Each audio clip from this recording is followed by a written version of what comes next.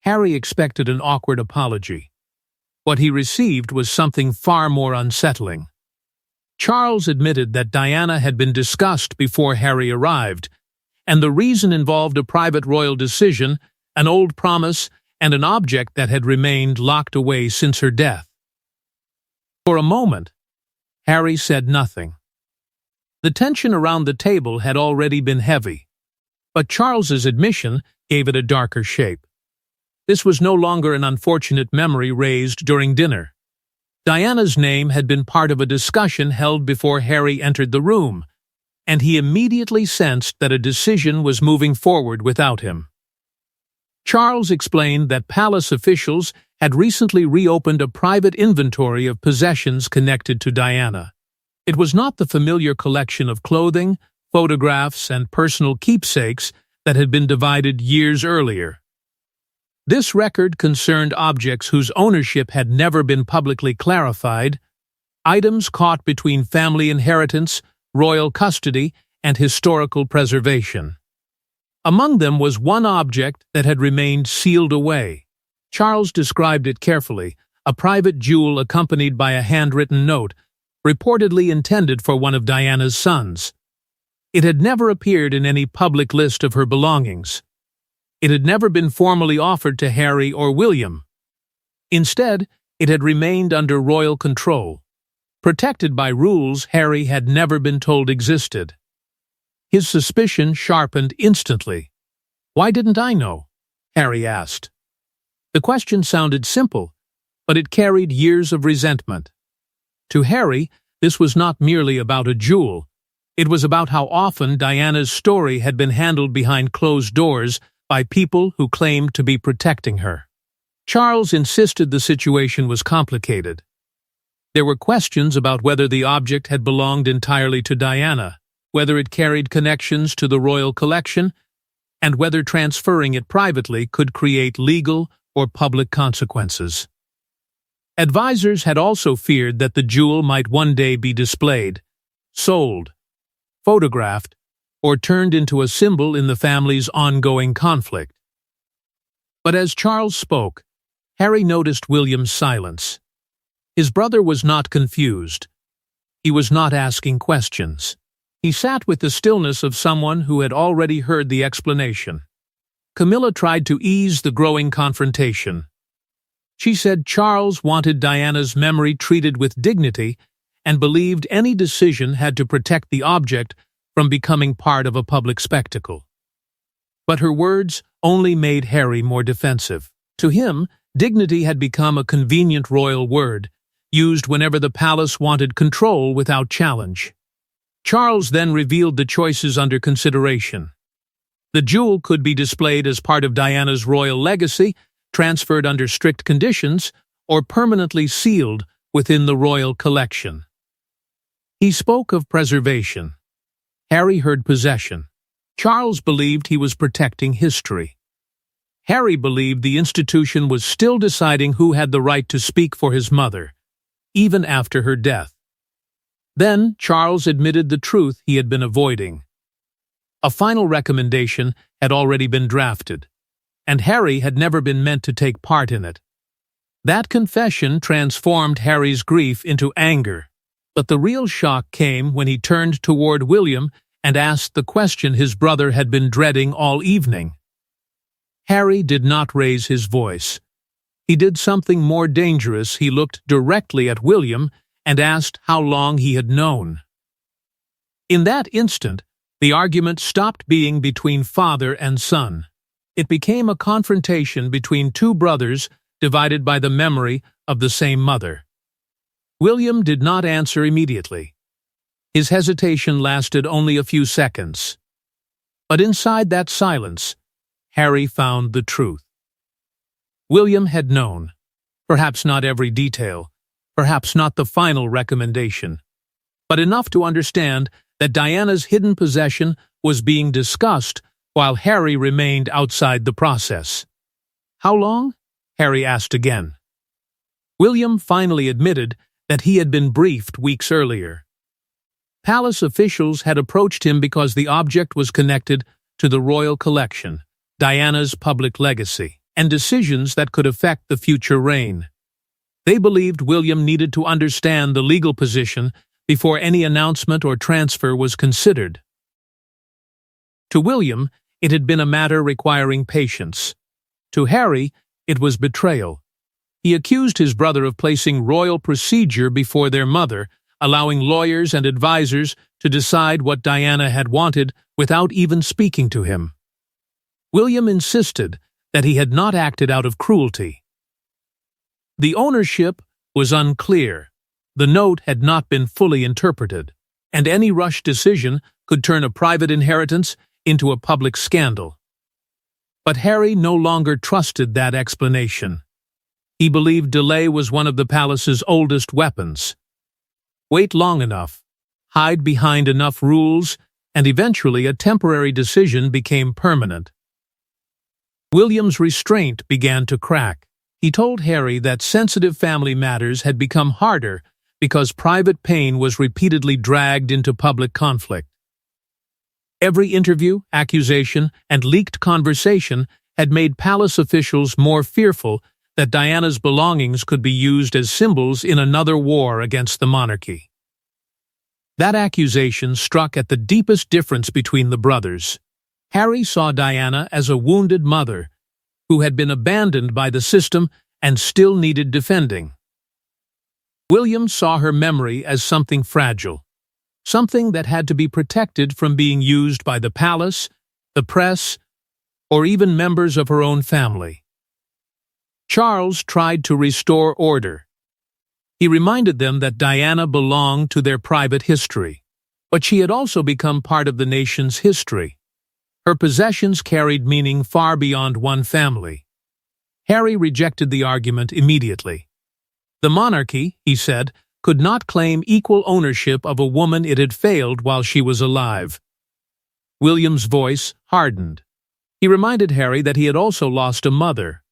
He had carried the same grief, faced the same cameras, and lived with the same unanswered questions. He was tired of being treated as though remaining inside the institution meant he had loved Diana less. Camilla remained silent, trapped by the weight of every word. Any defense of Charles might sound calculated. Any defense of Diana might appear dishonest. Even silence carried its own accusation. Then, Harry ended the debate with a demand no one could easily dismiss. He wanted to see the object immediately. Charles finally agreed, but before the object could be brought into the room, he warned Harry that Diana's note contained a message neither son might be prepared to hear. A senior aide entered carrying a narrow locked case that appeared almost insignificant. Yet everyone understood that whatever rested inside had survived decades of secrecy. When Charles placed the key on the table, Harry realized the evening had become a test of memory, loyalty, and inheritance. The case was plain, almost disappointingly so. There was no royal crest, no elaborate decoration, and nothing to suggest that it contained an object capable of reopening one of the family's deepest wounds. But its simplicity only made the silence around it more unsettling. This was not a treasure prepared for public display. It was something meant to remain unseen. Charles explained that the case had been stored inside a secure royal archive under restricted access. It appeared in no public catalogue, and only a small circle of officials had been permitted to examine its contents. For years, it had been protected not because of its financial value, but because of the argument attached to it. Inside rested a personal piece of jewelry associated with Diana, along with a handwritten note whose meaning had never been settled. The jewel was not a state treasure, yet it carried unmistakable links to royal tradition.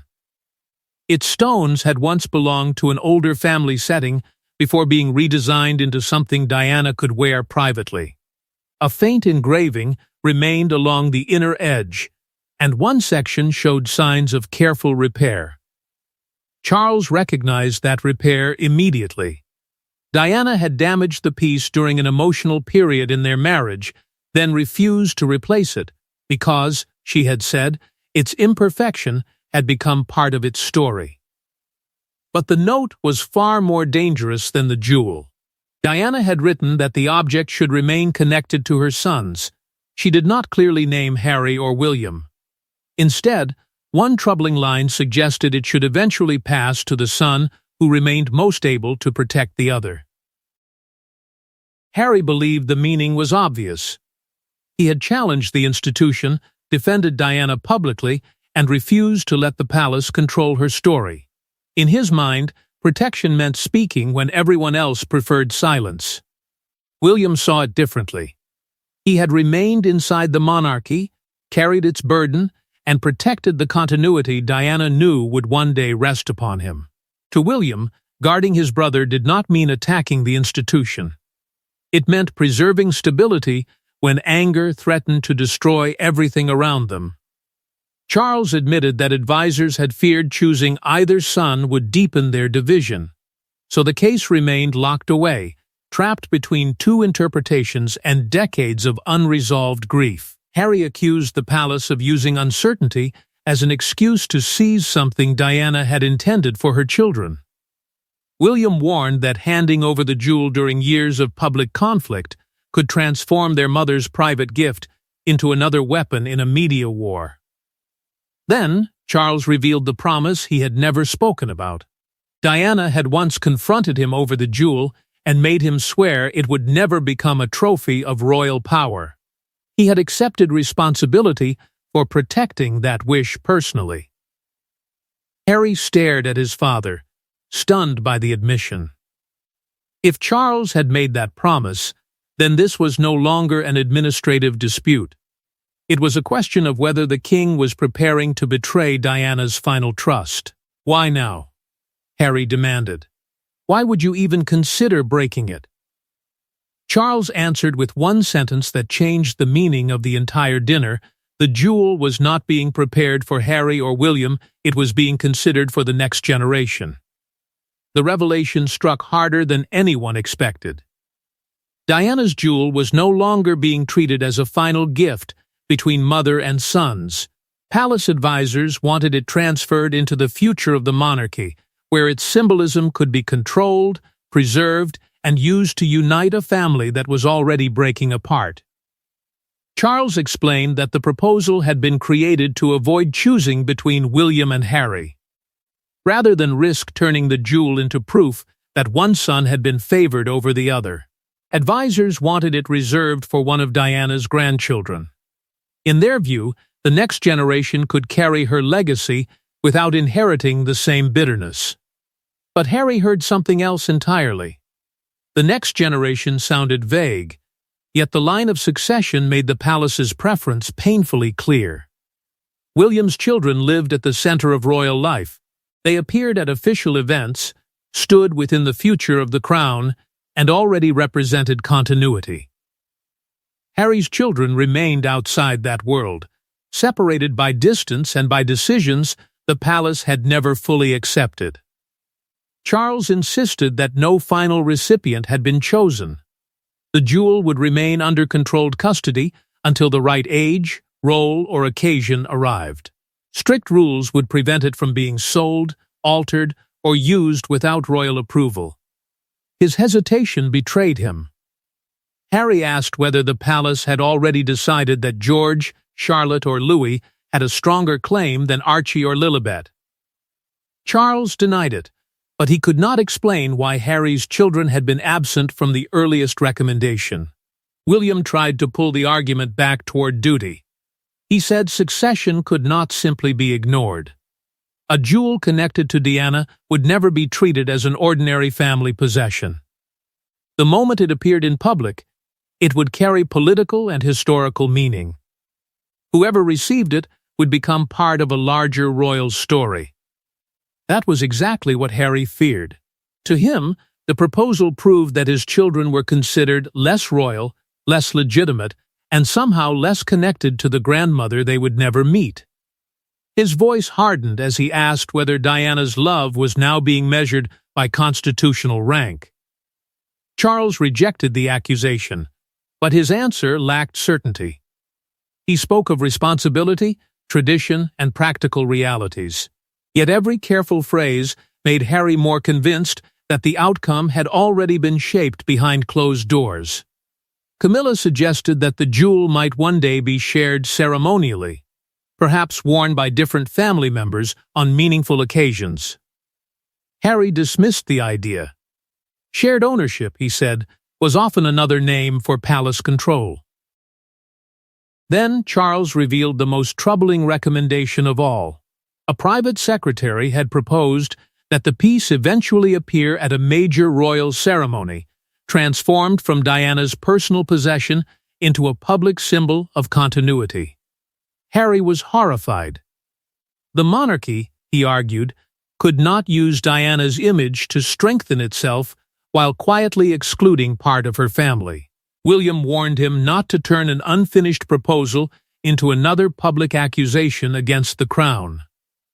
Harry's answer was cold. Silence, he said, was exactly how unfinished proposals became permanent royal decisions. Then he made his position unmistakable. If Charles approved the plan, Harry would publicly challenge the palace's right to keep the jewel. The threat changed the balance of power at the table.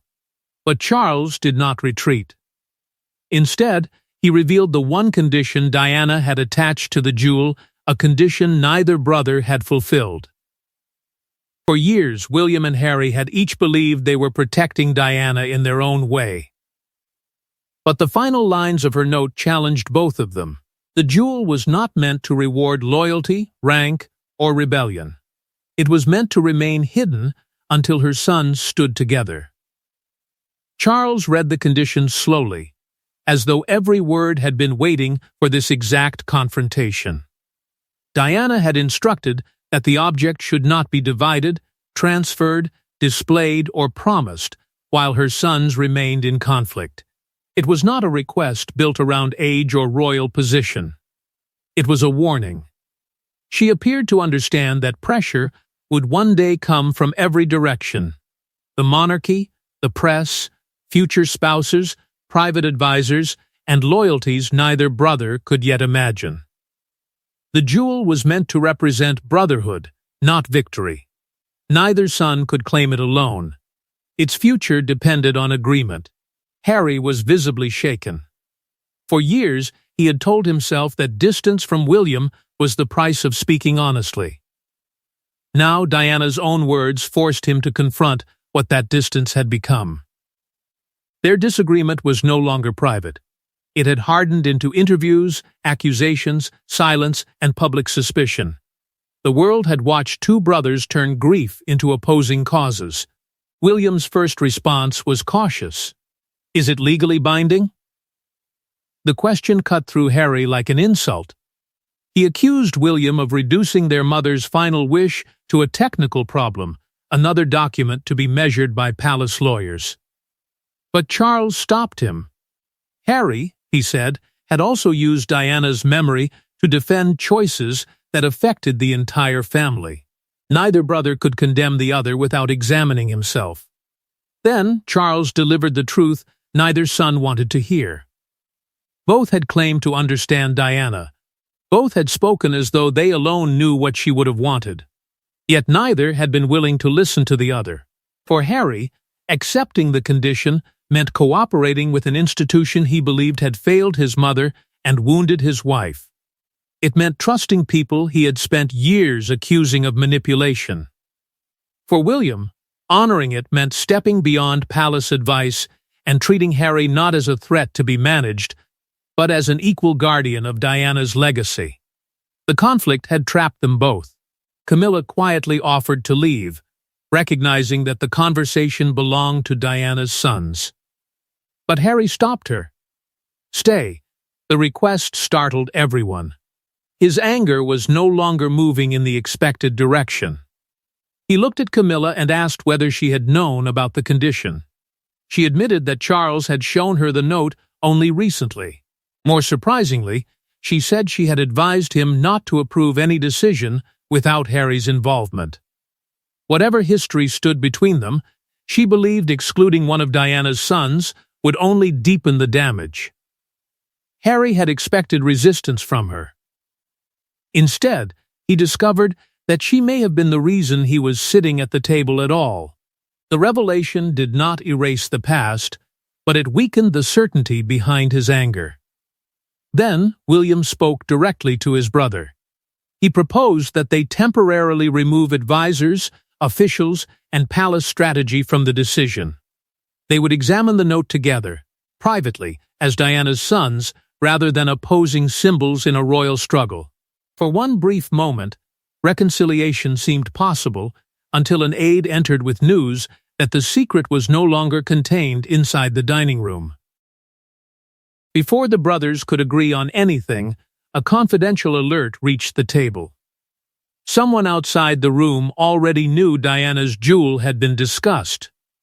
Within minutes, a private family wound was becoming a palace emergency, and every person present faced the same question: who had leaked it? The senior aide spoke carefully, but the warning was impossible to soften. A royal correspondent had begun asking direct questions about an undisclosed inheritance dispute involving Diana, her sons, and a jewel held inside the royal collection. The language was too specific to be dismissed as guesswork. Someone knew about the archive review. Someone knew about the disagreement. Worse, someone appeared to know that Harry had been brought into the discussion that very evening. The timing changed everything.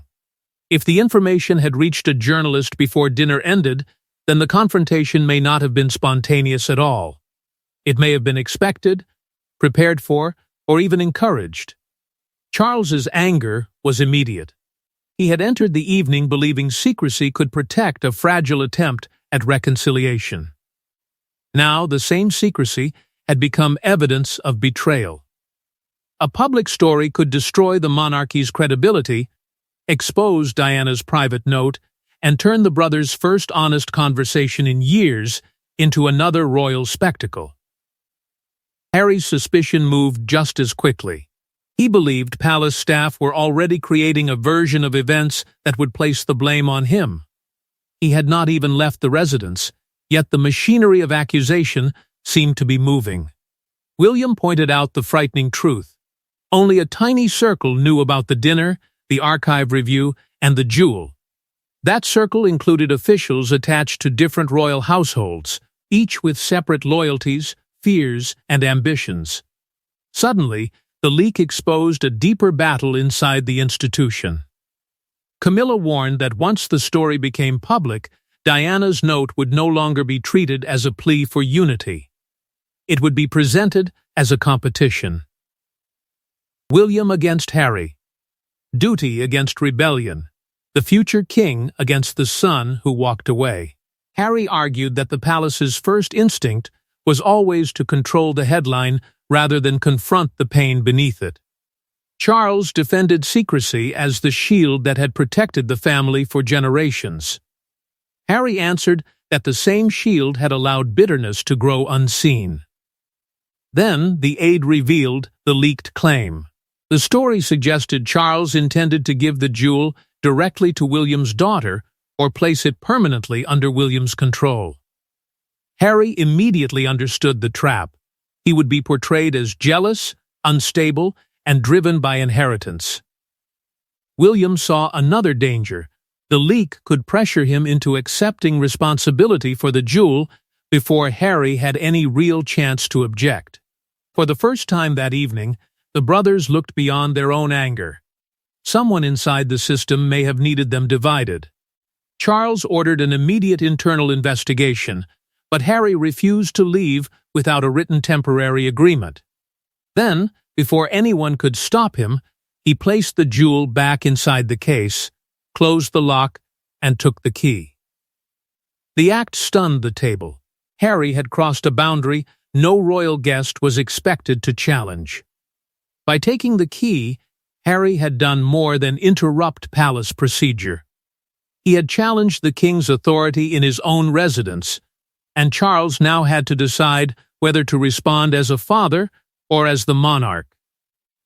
No one moved as Harry closed his hand around the key. Security could have intervened. Charles could have ordered it returned. But the king remained seated, caught between royal authority and paternal regret, knowing that his next decision could either restore his family or destroy it publicly. Charles asked Harry to return the key. His voice remained calm, but the warning beneath it was unmistakable. The jewel was still an archive object under formal royal protection. Whatever pain surrounded it, Harry had no authority to remove access from the king, the household, or the officials responsible for its security. Harry refused. He said the key would be returned only after Charles signed a clear commitment that no decision about the jewel would be made without the consent of both brothers. In that moment, the small piece of metal became more than a key. Charles stood for the institution, its laws, and its ancient need for control.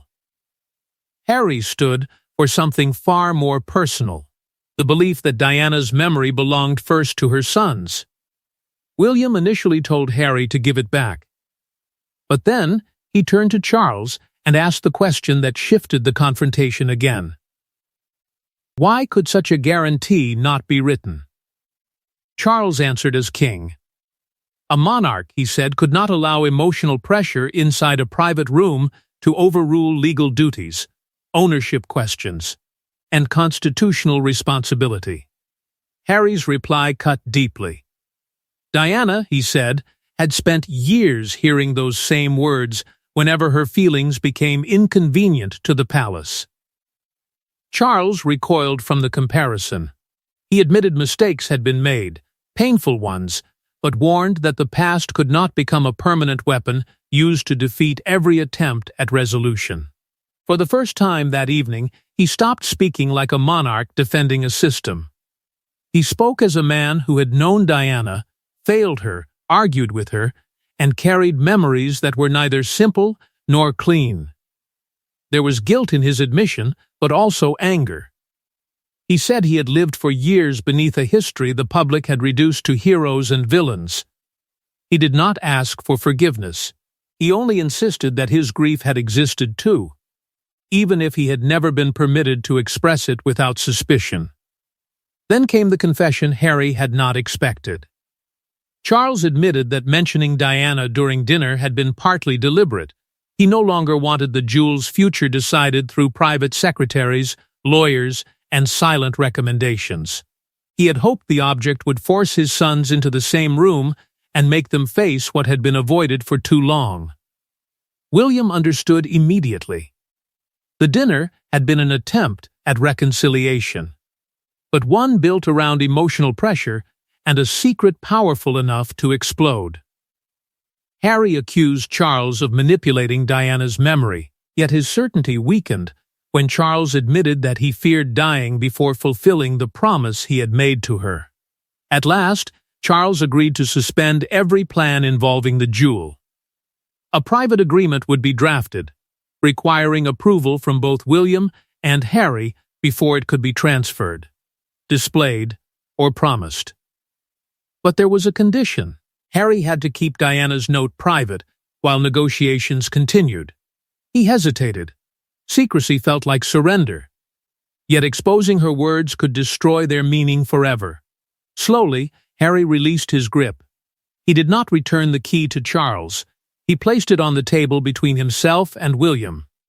The gesture did not repair the brothers' relationship, but it forced them to face a final decision together, and the choice they made would alter how Diana's legacy was carried into the future. By dawn, the dinner had become a turning point no official statement could fully explain. Harry had arrived expecting another controlled royal conversation. He left after forcing the king and the future king to accept something the palace had resisted for years. Diana's memory could not belong to one side. Before anyone left the table, Harry and William reached a fragile agreement. The jewel would remain sealed until they could decide together how Diana's condition should be honored. Neither brother would claim it. Neither household would control it. Most importantly, no advisor would be permitted to turn uncertainty into a final decision while the brothers remained divided. A temporary family document was drafted before the night ended. It prevented the jewel from being transferred, displayed, altered, loaned, or used at any ceremony without approval from both William and Harry. The language was careful, but the meaning was revolutionary. For once, royal rank alone would not determine the outcome. The brothers also agreed that every one of Diana's grandchildren had to be considered equally in future discussions. George, Charlotte, Louis, Archie, and Lilibet would not be separated by succession when their connection to Diana was discussed. That point mattered deeply to Harry. It was the first sign that his children would not be quietly written out of their grandmother's legacy. Yet the compromise carried limits. William insisted that the jewel could never become a weapon used against the monarchy. Harry answered that it must never become a symbol owned by the monarchy. Between those two demands, they found a narrow path. The object would be treated as part of a private family trust, not as a royal prize. Charles accepted the arrangement. In doing so, he surrendered immediate institutional control to protect a connection with Harry that had nearly collapsed beyond repair. Camilla's role made the emotional truth even more complicated. Her support for Harry's inclusion weakened his belief that every person near Charles had been working against him. It did not erase the past, but it forced him to face a more uncomfortable reality. The people he distrusted were not always united, and the divisions inside the palace ran deeper than he had imagined. The leak investigation began immediately. Early questions suggested that the true threat might have come from advisors who feared what could happen if William and Harry stopped fighting. Reconciliation would weaken those who had built influence by managing their division. Harry left without victory. He understood that defending Diana now required more than anger. It required cooperation with people he still struggled to trust. William stayed behind with Charles and asked whether the monarchy's obsession with control had created the very disaster it had tried to prevent. Charles returned to Diana's note and finally understood its deeper meaning. The condition had never truly been about jewelry. It was a final attempt to stop her sons from becoming permanent enemies. The palace prepared a vague public denial of any inheritance dispute, while the real agreement remained hidden. But inside the family, something had changed. Harry had proved that even without an official role, he could still force the crown to reconsider a decision. Diana's jewel remained locked away. The silence around her did not. The jewel returned to the darkness of the royal archive, but the promise surrounding it was no longer hidden, and from that night forward, every decision involving Diana's legacy would carry the memory of Harry's refusal to remain silent.